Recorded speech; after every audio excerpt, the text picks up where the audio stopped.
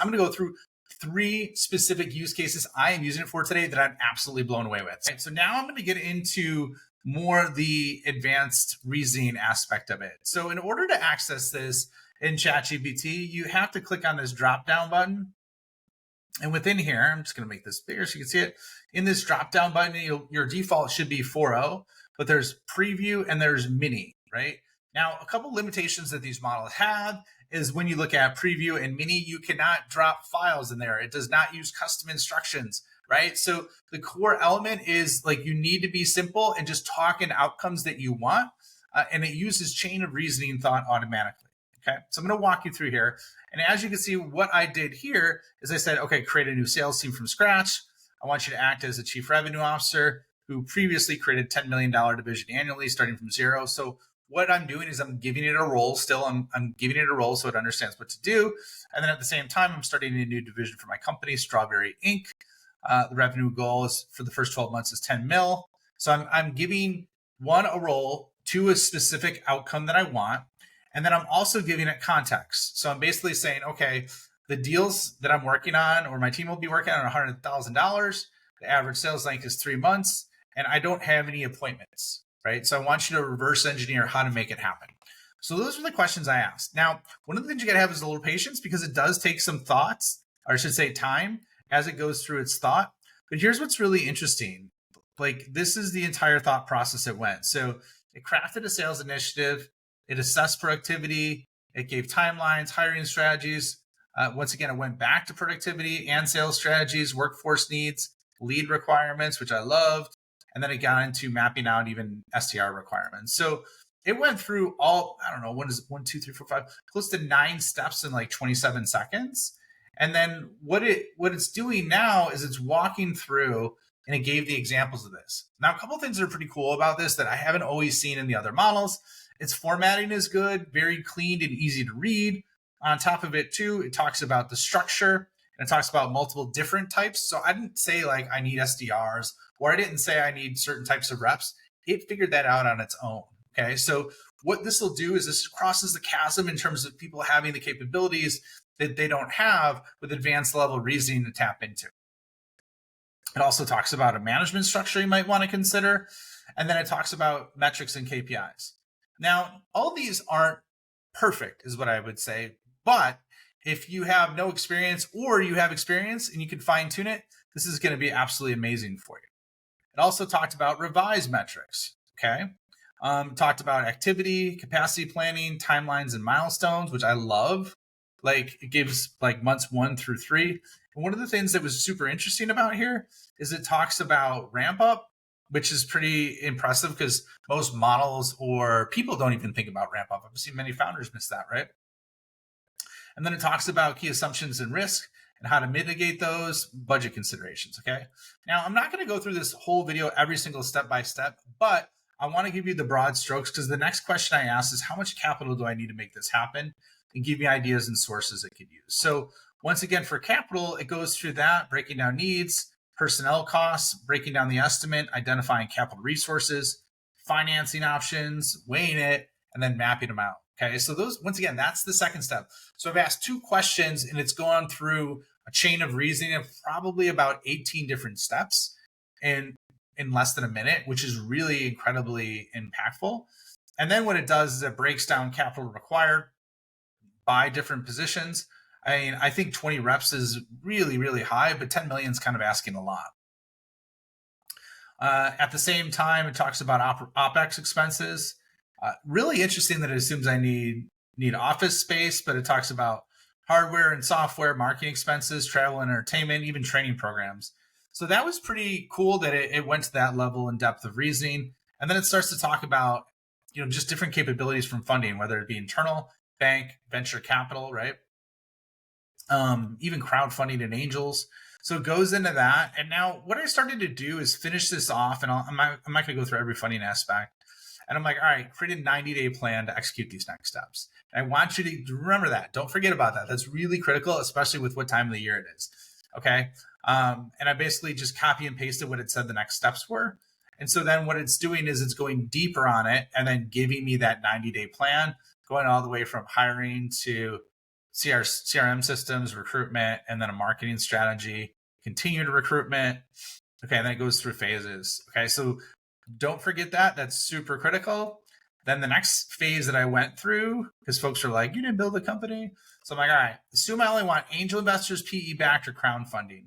And then I basically pasted in the next steps. So with that, what it started to do is go over the detailed budget, like it's giving me instructions to do that, develop the funding strategy, and then initiate it. So those were kind of the areas that walk through to funding. Now I'm going to go to the next section so you can see, we don't have to go through all this.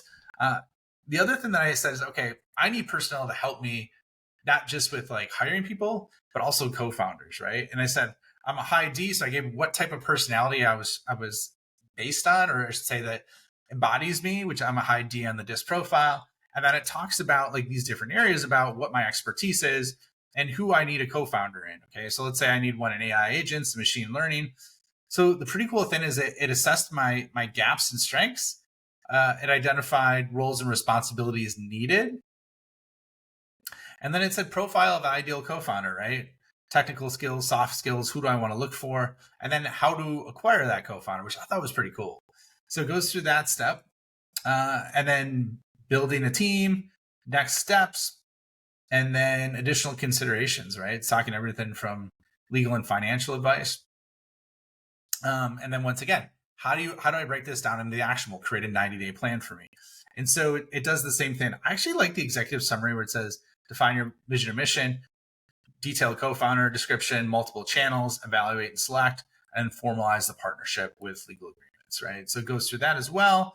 And then last but not least, the number one thing you got to have with a company is a really good product, which we forgot about. Didn't necessarily forgot about. So I said, okay, now ideate on the product. It's amazing for my skill set and domain expertise. And then it gave actually like everything from AI powered sales enablement, lead qualification, sales coach, content marketing assistant. So give just a lot of examples. So just to kind of summarize this and break this apart for you as we're looking at this, like I went from effectively like, all right, an idea, I put it in the model, and then I drilled down in less than 10 minutes and had everything from capacity, potential funding, ideal co-founders, 90-day plans for everything. And that literally took me 10 minutes. Okay. Now, granted, you need to go back through and refine the metrics and make sure it makes sense for what you're doing and then refine it. But like I would say, I was really blown away with how simple and easy that is to use. So what I'm going to do is I'm going to show you the use cases now that I think are amazing for this. Now that I broke down like the company building use case, because this is really applicable to a lot of executives right now, or even people that are looking at next year. So obviously, as of time of recording, we're in the early October timeframe, beginning of that. And so I'm going to show you an example of one of the things that I used this for that was pretty cool. Let me refresh it because it's not coming up. And I think you'll like it. So there's three really key use cases. I think one, you could turn prompts into custom instructions for effectively, like if you're looking at it, like custom instructions for a GPT. So you could say, turn this prompt into GPT instructions, and then you can put it in GPT, test it, and start working through that. I thought it was exceptional at that. The other is what I'm about to show you, and that's also for creating custom instructions for yourself. Okay, so there's a capability which leads to, I think, close to 90% better results that most companies miss and ignore, especially if you're not very good at prompting. So I'm going to walk you through that as well. So I'm going to share this here. Let me share my screen again. You'll see what I'm talking about. So this one is pretty cool. Basically, what you're going to do is you're going to click on your settings. You're going to customize chat, or I should say you're going to hit settings, and then you're going to go to personalization. Okay. What you're going to want to do is make sure custom instructions are on. I actually had this on. I was messing with it and trying out to put custom instructions in for Mark Benioff so that basically my AI tool acted like Mark Benioff. So I'm going to do my next video on that with the voice instruction so we can see how that operates. But what you're seeing here is this is how to set up custom instructions. And basically it's like, what do you want it to know about you and how would you like it to respond? So ideally, you're going to want to not play with it like I did and actually put it on your role, what you're doing and what you're focused on. So then every time you open a chat thread, It knows exactly who you are and how you want to be talked to. Okay. So I'm going to shut this off real quick so we can see. And then we're going to go back to here. And so what you'll see is I took a description from Perplexity, right? And so what I did in Perplexity was I pulled up and asked for the beliefs, the worldview, and the vision of Mark Benioff. And the reason why I did that was very specific. The reason why is because I wanted to get inside his head and really truly understand how that man thinks, what he believes in, and as well as like what's important to him. So if we go back over to this screen, I'm going to show you what I did in Perplexity. But it was really, really simple. And this is one of the tool I'm showing, or the strategy I'm showing you, is how to stack LLMs. So I said, I need you to create a digital avatar description of Mark Benioff, and I misspelled it or had a space in there. This needs to include his belief system, language patterns, most common words used, and interests. My goal is to use this sort of a dialogue with it so it feels like I'm speaking to him. Okay. Now, what I would say is Perplexity did a really good job because it broke down his belief system, his language patterns, his common words and phrases, interests, and then communication style. I thought it was pretty cool. So I took that from Perplexity and then basically I put it in here and I said, please turn this digital avatar description into custom instructions so that I can use to leverage the background and context and how to be spoken to. So I gave the 2 examples within there. The goal is to have it so I'm speaking, like I feel like I'm speaking to him. And then all I did was pasted all that right within there. Now what you're going to see is, and this is the 4.0 preview model. What you're going to see here is it basically breaks it into the 2 different sections, and it talks about his background and context and then how you want to be spoken to. One of the things that it did not execute on properly is it basically said, hey, you are, it went longer than the 1500 character limit. So I had to go back and had it short. Okay. So as you can see there, it formatted it tightened it up, and it made it look amazing. So that's use case number 2. So I think you're going to want to potentially leverage that. So once again, for GPT instructions, creating it, custom instructions for yourself. The other thing that's amazing right now is planning. So many people are going through annual planning right now, or goal setting, or things that they're looking at. I know a lot of folks on the corporate side are going through that now. Individualistically, you might not go through that in a few months.